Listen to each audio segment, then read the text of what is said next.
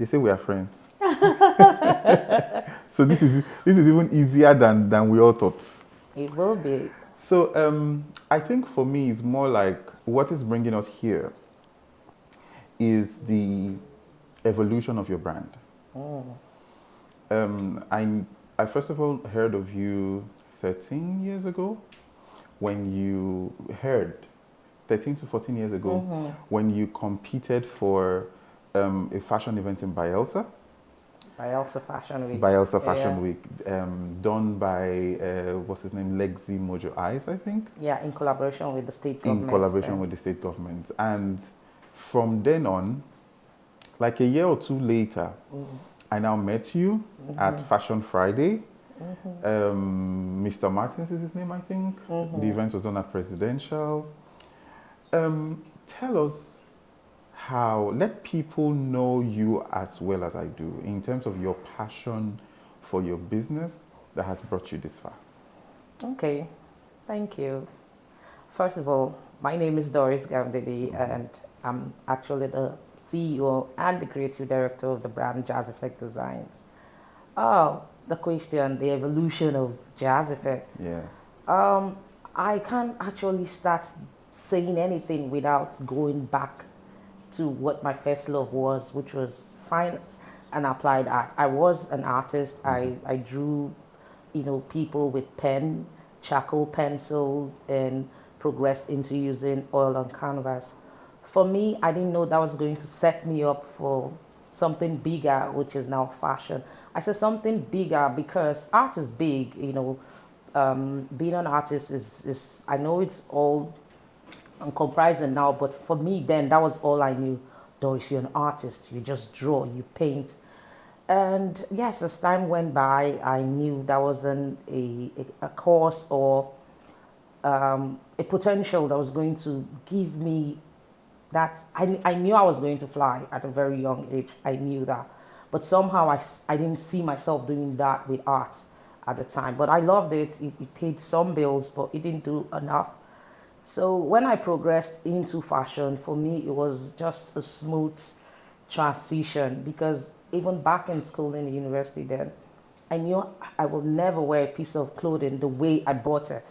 I will buy a garment, transform it into something else. So I didn't know I was going to be a designer then, but I just knew that my artistic being wanted to explore other things. So yes, it progressed into, just from painting, started graduating into making pieces for myself. It wasn't supposed to be a business, but when you go out, people be like, I love what you're wearing.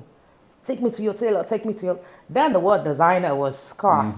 So what you hear is, take me to your tailor, take me to your tailor. And I'll be like, you're looking at her, And people like, for real, how much is it? I didn't even put a cost. I was making these things at home for fun, making these things just to express my being, myself. And people were like, I want to pay. When I had money, click, ding. Because for me, I wanted independence at a very young age. Out of my siblings, I was the one who started, doing stuff early enough, not worrying about dad send me money because I was an artist. I was selling my paintings and making money. So everything for me, I love art, but it has to be a full circle. So and it boils down to money. So I have to put a price, tag on it. So when that happened, when people were willing to pay for my art or my pieces back then, I was like, okay, this could be a business. We could just let the fine art go for a bit, then do a business. But with everything I did, for me, I got to the pinnacle of my artistic career, which was having to do a portrait for the president's wife while she was still alive. We lost her sadly. And I think that was what caused my deviation.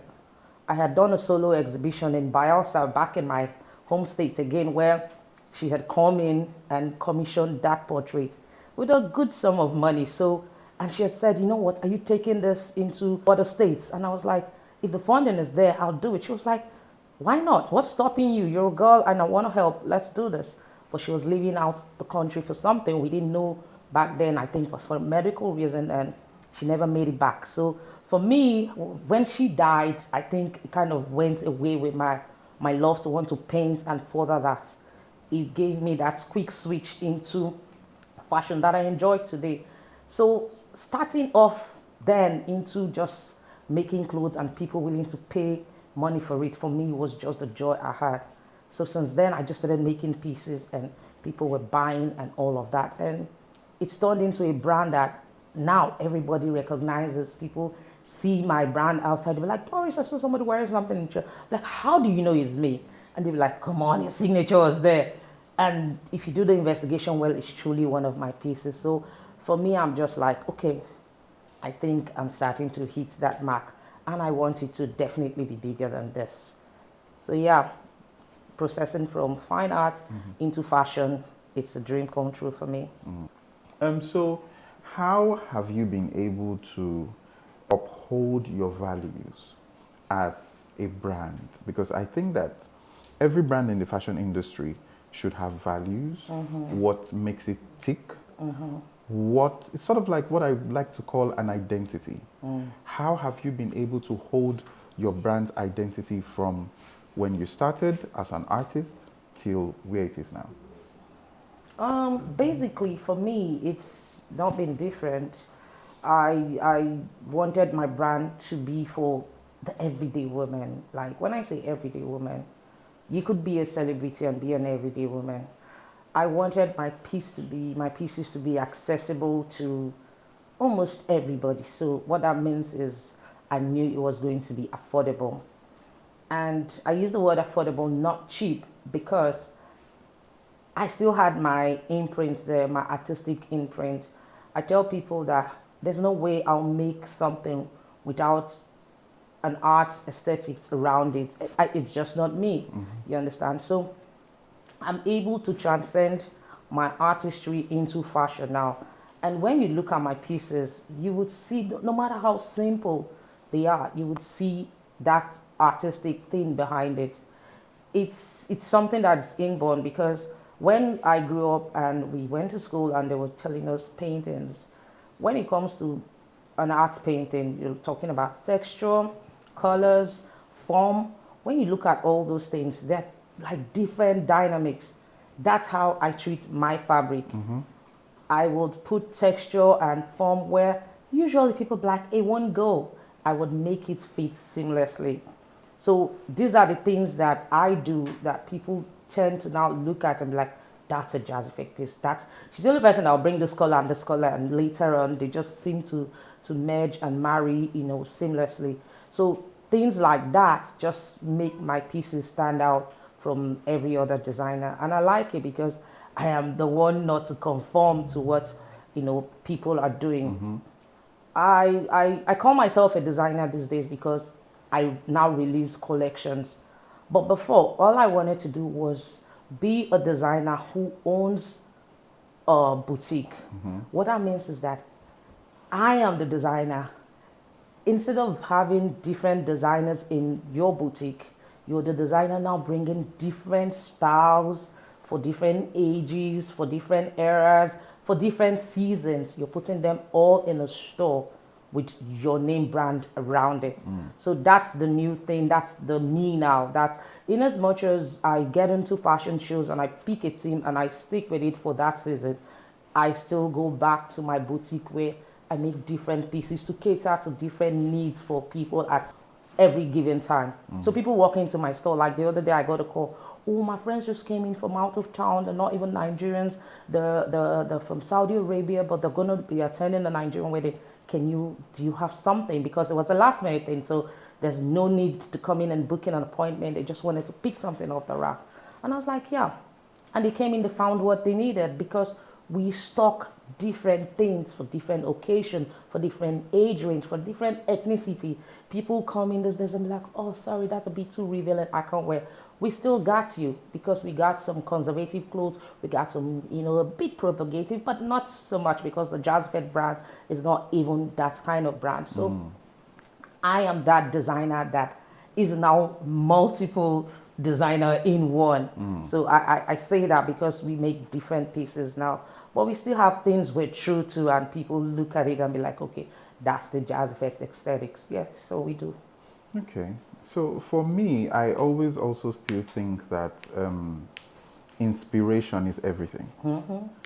I also believe that every designer has to be inspired by something or True. someone. True. So, what inspired I call it the phenomenon. For the magazine I work for, Style Today magazine, I have written something about it, how I understood it to be. So, but I want people to hear from you what inspired the travel wear collection, and how are you basking in the euphoria of the fire and the life that it has gotten by itself? Oh my God. You know how carefully I didn't want to say anything about the travel. We're waiting for you to bring it up. I knew you were going to get there, so we're finally here. Oh, my travel wear collection, it's still amazing. Every day I wake up, go into my DM and, get an order from all the way in Australia. How can you send it? It just makes me smile more. But this whole thing started about 10, 15 years ago when, the economy was good, the pounds and dollars were really low. So we're traveling every, 3, 6 months. I like to travel because it helps me with inspiration. Go see other things, see other designers, see other people, see how people live and come back. I get very inspired and start up a collection the very next day once I'm back in the country.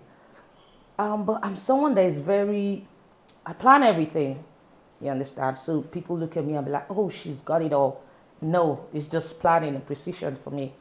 So every time I'm traveling, I plan my outfits, and I'm a bit of a tomboy here and there. Everybody that knows me knows that, so it's not even a secret. So I like to wear smart clothes. So before my collection kicked off, I would wear a lot of Adidas. I'm an Adidas girl. Trainers, everything, the whole gear. There's no time I travel, I wouldn't buy that. But as time went on, the economy started, tanking in Nigeria, and buying foreign designers became more expensive. And somebody who doesn't joke around with her money was like, this is not fun anymore. When you travel, you can't buy the pieces you want. You come back, empty-handed. All you're taking in is the scenery of you being abroad. So I was like, okay, this is going to mess up my travel, wear, because most times when I buy the Adidas pieces, they're basically for my comfort when I'm flying in and out of the country. And I couldn't do that anymore as I wanted to. So I'm like, okay, I am going to start something. Every time I'm traveling, I will make what I wear. And that was how it started. I made one piece. At the airport, everybody kept looking at me. I knew I felt special because some people couldn't hold it. They would come up to me, I love your piece. Oh, it looks nice. And for me, I always test out any of my design pieces with either showing it on Instagram just to get feedback from people, or wear it out and just see how people respond to it. So that trip was my first. It was like 10 years ago or so. I wore it. It was a trip to the UK, and whoa, even the immigration officer, when I walked in, it was like, you look like a queen. And I think I had one inscription like brown skin girl, celebrating the brownness of all the Africans and Caribbeans all around the world. So he said something. I was like, wow. Usually these people are very stern. What are you coming here to do? How long are you staying? But he was very chatty with me because of my outfit. I now went back home. I was like, this one really took. So I took pictures with it because I traveled alone. I couldn't take pictures. So I did a studio shoot, and that was how. We sold about 40 pieces in 1 week when we did, yeah. So I was like, what the hell? I didn't think this was going to. That's the hack. Yes, this is going to blow. So I introduced another piece. So I wondered, I still missed my Adidas pieces. So I wanted something, to just remind me that you're not wearing Adidas again. You're wearing a Jazz Effect piece, but, something to give. So I did a track suit. I did a 2-piece track. And it was a hit. But because I wasn't focused on that, I was getting, my other ready-to-wear still selling and having my walk-in clients coming. It just took so much time away from me. And I didn't make some of my pieces anymore. But when I traveled the last time, it really blew. Every time I travel, I would make a new piece. So the last one I did, I had the boss chick written on it. Everywhere I went, people were just hailing me, boss man, boss. I was like, that's what I actually have. So it's me they're talking to. So it kind of stuck. I was comfortable and I feel very chic and fly. I don't know if it was the inscription, but I think it's the inscription. Most times, if you check all my travel pieces or all my pieces, when I have inscription in them, they speak to something. It's not just there just to put art on a piece. For me, it's something. A brown skinned girl. You're talking about a beautiful but and a skin tone. When I say be kind, there's so much hate out there in the world. I want people to spread a bit of love. So for you, it wasn't just about creating the pieces. It was about passing a message. Of course. It was about making a statement. Yeah. Advocacy in some way. Yes, yes. I never do anything if it will not provoke some sort of reaction from people, and obviously positive reaction. So yes, it was intentional, when I started putting the pieces, like the one I recently just released, Greatness. And now I'm using human, I'm even adding a human touch to it. So I'm looking at people that I know in the industry, how they've lived, how they've carried themselves, and I reach into that spirit and I use it to create a piece for them that we now obviously produce down the line, and it becomes something that is known to that person. So yeah, I make pieces with people's inscription. I remember doing one for you with that greatness in it, and for me it was because that I've known you, for a long time, and I pick all of that and see that, okay, this person, when people say great people, they think, oh, you're talking about a politician or a king. No, a common man, the everyday man who's done his job diligently and not, interfere in other people's stuff and not hurt anybody in the process. That's greatness for me. And you do what you do at the level at which you do it. For me, it's greatness. So I wanted to portray that. And I do that with most of my pieces. I just try to reach into a feeling from someone and transcend it to my pieces.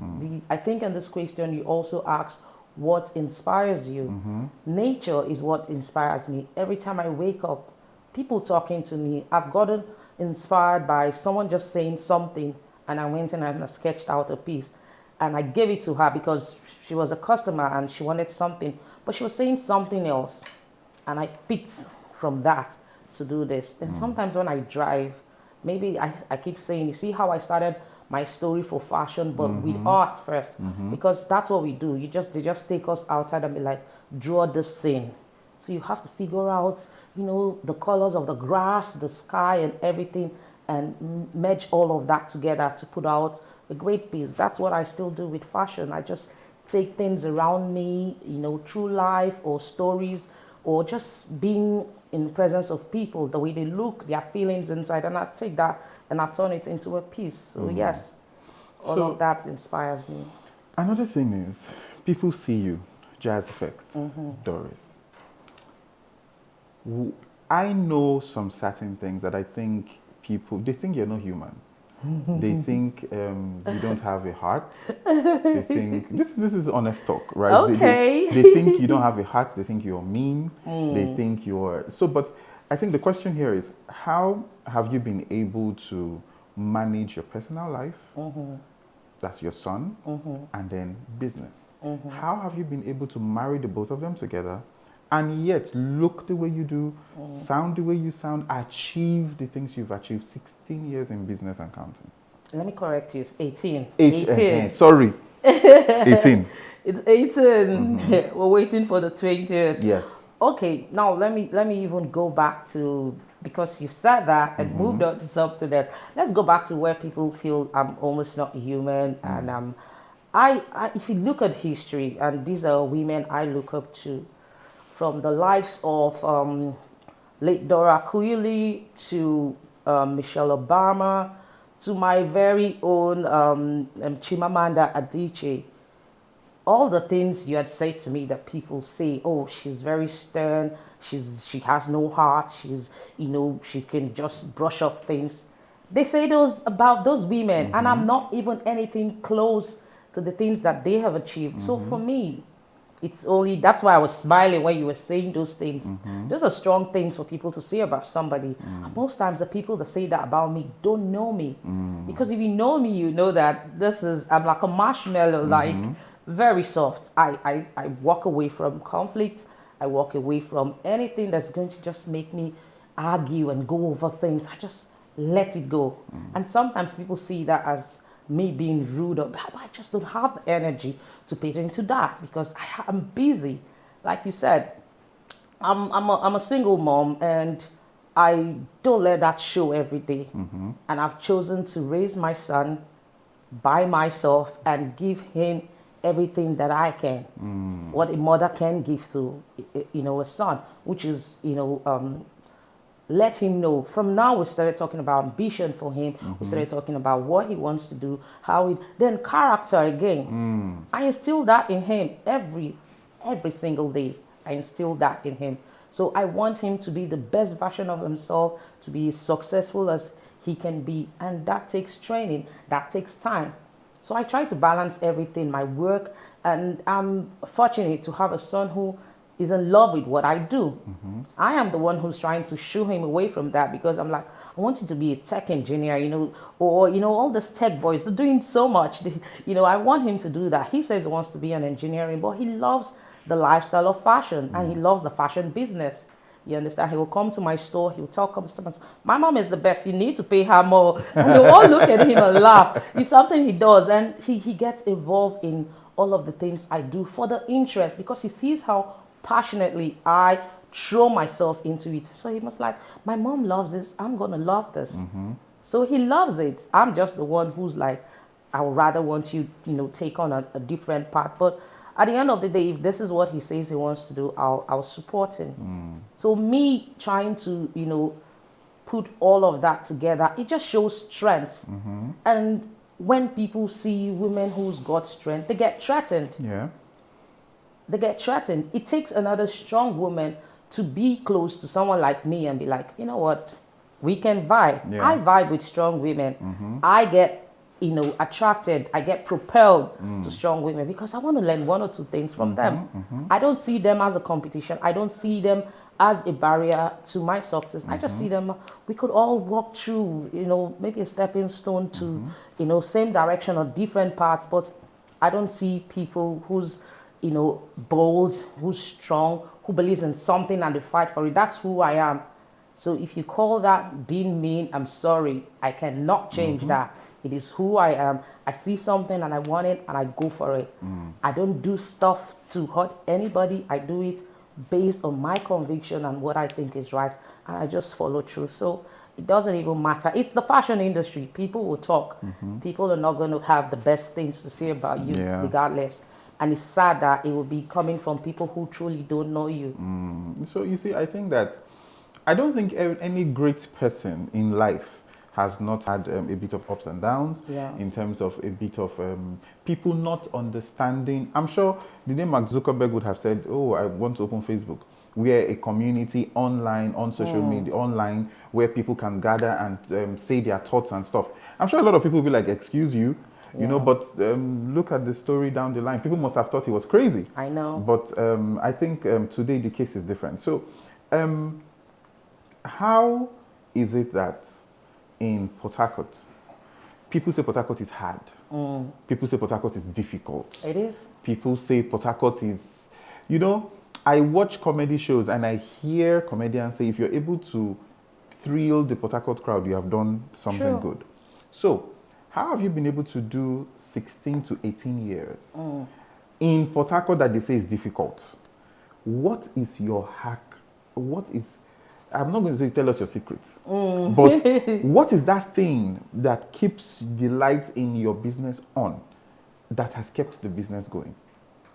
Because I think a lot of young designers need to hear and know that giving up is not an option. Oh, it's definitely not, especially for somebody like me who's left fine art for this. There's nowhere else. You understand? I've seen people pack up and go do well, in foreign countries, and I'm like, I don't know if what I'm doing here will excel there. Not until I'm sure of that, I'm sticking and I'm dying here. So for me, when you said Port Harcourt is hard, everything you didn't even say it with the strength and passion I wanted you to say it, because it is damn hard. Yes. You know that song where they say, welcome to New York. If you make it here, you can make it anywhere. That's Port Harcourt for you. If you can make it in Port Harcourt, you're blown anywhere else you go. You understand? It's a pride, is a stamp that you can take anywhere. If you start to talk about the likes of Burna Boy, the likes of Timaya, the likes of Omale, they all started here. It's a tough ground, and they will tell you the story. People go at Burna Boy and say he's not done anything for people. When you really, till the ground with your own hands, it's hard to even think about, other people. But I'm sure he was just biding his time to when he was ready. And now everybody's singing his praise. Oh, Yes, he's and doing everybody's this. doing Yeah, doing he's doing that. He's doing wonderful that. things. I've listened to an interview where he said he would, send his demo tapes and they'll fling it out. Yeah. Artists just flew in from Lagos and they were like, this is my city. It's a carnival. I should perform here. They'll throw his CD out because he was a nobody. Nobody gave him that shot when he needed it. So that's the city we're from. Where truly and sadly as it is, The government don't care. yeah, and people value that the fact that you have traveled, miles away to come here. Meanwhile, just down the road, you have somebody who's gonna do what you just flew in somebody to do for even less pay. That's all we're asking. Just pay for that service, but really recognize the people here. So it's a tough city, and the only way to survive is to first keep pushing and keep growing. Push and grow. Some people keep pushing and stay on the same level. People ask me that, like, we come to your space every year. You've always said that. There's something new. Yeah. There's something different. So you're going to ask how I've stayed 18 to 20 years, and I will say I'll toot my own horn. Relevance, not just stay and stay relevant. It's the fact that I'm pushing and I'm just staying strong. You have to reinvent yourself every time. People get tired. Of course. Marriages break because husbands just get tired of seeing that same woman. No, I know. It's vice versa. You understand? I'm not saying that's the reason that break up marriage. People just stay the same, don't want to reinvent, and people get tired. You understand? I do that too. If you're going to be my friend, you have to reinvent yourself. You have to grow. That's part of reinventing. You have to strive for more. You have to say, this is not good enough. I want more. I've always wanted more in my career. And wanting more is not easy. It's not about saying it. It's about working.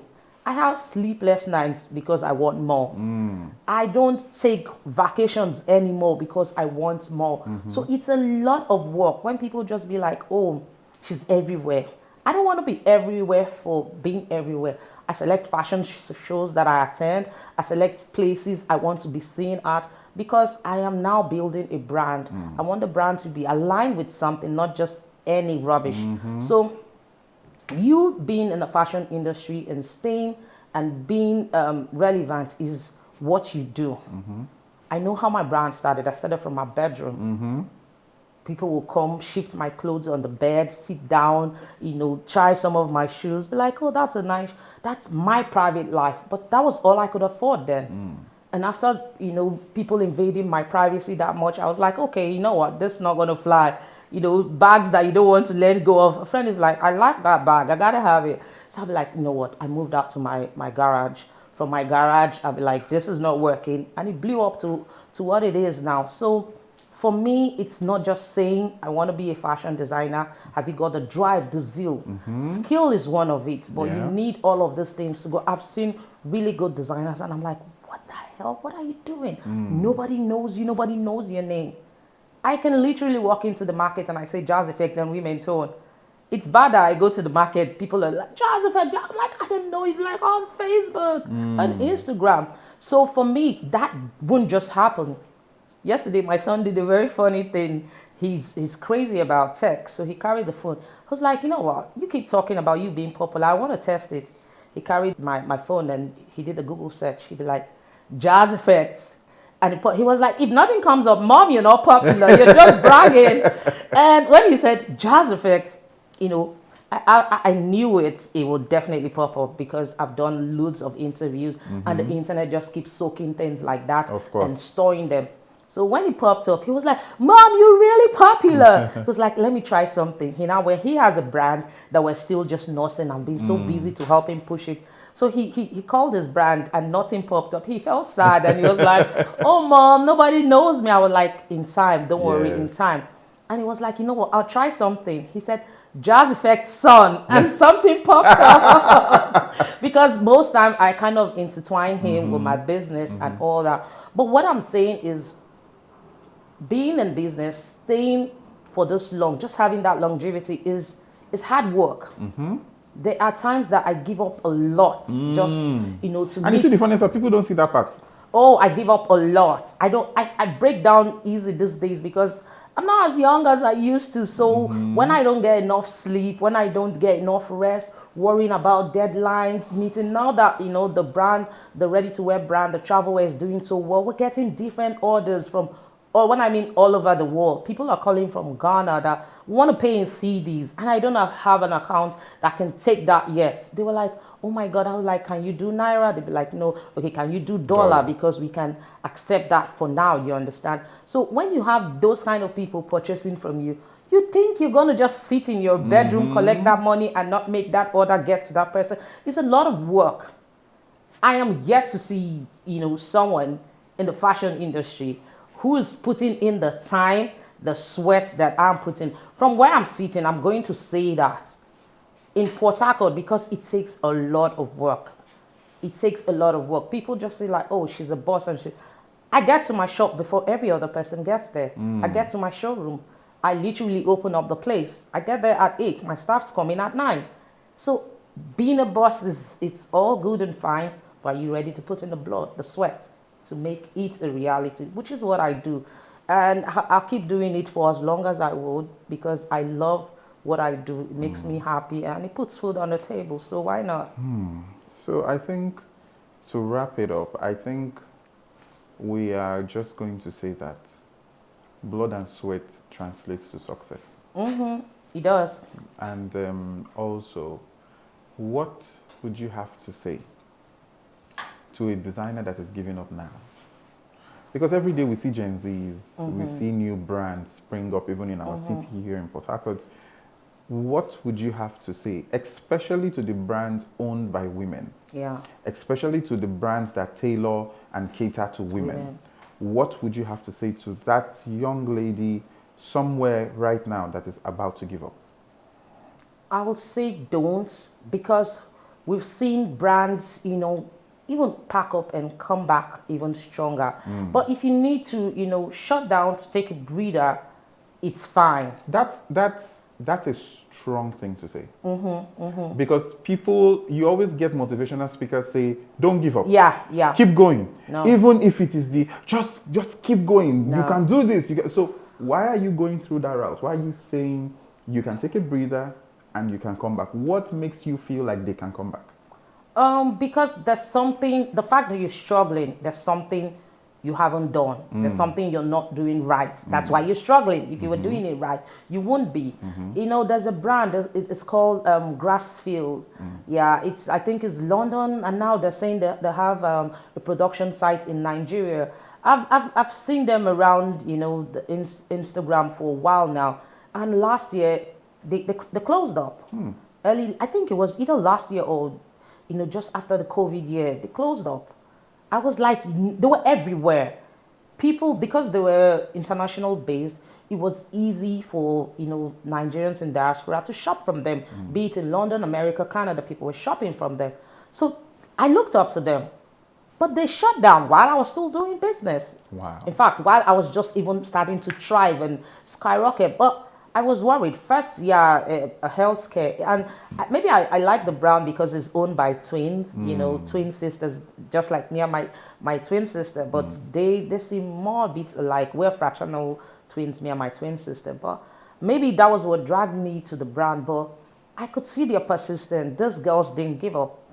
One of them went through a life-threatening situation that could have shut them down, and the one who I think went through this healthcare was the one behind the scene. I think one of them is more artistic, then the other one is more business-wise. Yes, good. That was it. The other one was running the business and everything, and she was the one that was sick, and it affected the other one. The others said, "Keep going, keep going." She was like, "Hell no, you're battling this. We need to do that." They shut down. Grassfield was not on air for at least a year. Wow. They just relaunched, and I can't get enough of them. Do you get? It takes a lot of strength Yes, to do that. they said they were struggling, I heard a lot of things that they had to say. They were struggling, even after the whole healthcare thing, they were struggling. Production, cost, and everything, they were struggling. They shut down, and right now, for me, they're doing really great, and I'm sure it's starting to talk because they're talking about production sites in Nigeria now. When you start expanding, it means it's Something is happening. good, yeah. So why people shouldn't give up? Because you might think, you know what, this is not it for me. For me, try it a different angle. You're approaching it in a different way. There was a period when sales weren't as good, but since the travel wear hits, like there's no, like, forget it, sales is great. The business is doing great. People are shopping from everywhere. So you could see if I had said, you know what, I'm putting in so much money, time, energy, everything into this. There sometimes I can't go to my son's recital because I have to meet a deadline. And he'll call me, he was like, Mom, you're not there. I feel bad, but I know that we need this. I need it, he needs it too. So I never let any of that stop me. I still try to, be there when I can, but I knew that a day will come and everything will come into perspective. And now that's what it is. Like the ready-to-wear brand, the travel wear is just running itself. Women look forward to traveling in my piece. It's a big deal. For me, it's a big deal. I remember my last order, this lady was like, oh my God, you know how deliveries are in Nigeria? You could do your own part and they will mess you up big time. So we had told her she could get delivery in 3 days, and usually in 2 days it will be there. But on the third day, it wasn't there. And she just gave an extra 1 day, I'm traveling. You know how people say they're traveling today, but it's tomorrow. So she did that. And the third day, it didn't get there. I called the guy. I kept begging. He was like, oh, hold up and everything. He finally got the item to her. What tripped me was that she said, you know what? You guys have disappointed. I'm leaving. She was actually just getting into her car when the guy brought the item. Do you know this woman went back in, put on that item, and still made that flight and sent me a picture like, oh, I'm sorry. I know I was angry because he didn't meet my deadline, but it was all worth it. I'm wearing the piece, and you don't understand. I just went back to bed that day like, I'm done. This was all worth it. So for me now, that is a brand on its own. You understand? We've just carved that niche for travel wear, comfortable loungewear pieces. People just love them. I have women buying same item in different colors. Personally, I'm like, why do you need to do that? Do you know we have other design? They'll be like, no, you don't understand. I wore the red. My friends loved it. Now I want the white. I want it in black. It's blown into something that I feel is bigger than me. So what is the future for your brand? Oh, the future is to be next to Adidas. Amen. Yes. My future. That's what I look at. Come on, why not dream big? Why not dream big? Where production is done, in large quantity and it's just being spread all over the world. And I'm happy that even people living in foreign countries still want this piece, because I'm like, why? Why not walk in and buy Adidas? Why Jazz Effect? It's not a sin to have Adidas and have Jazz Effect. You understand? So no, that's how I know we've made it. The fact that they can effortlessly do that but still chose to be with this brand, I just know we've made it. We're not perfect. We're working on production being tighter, working on deliveries and everything being just perfect. We'll get there in time. And for me, is a ladder that we're going up. We're not coming down. We're going up. So it's a good one for me, and that's the projection I have. Just be in line with. I've seen Nigerian, designers do that. Stock in shops in London, in New York, in different spaces. So it's not a dream that is far fetched. It's not impossible to achieve. And I know myself, with the kind of drive I have, it's going to happen. Amen. Even sooner than you think.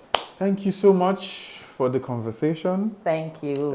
In conversation with Jazz Effect, it's been wonderful to have a take with tea. Thank you very much, and it's my honor and pleasure. We want to see more of you growing. We want to see billboards and the airport. Yeah. We want to see things. Thank you for this, and talk to you later.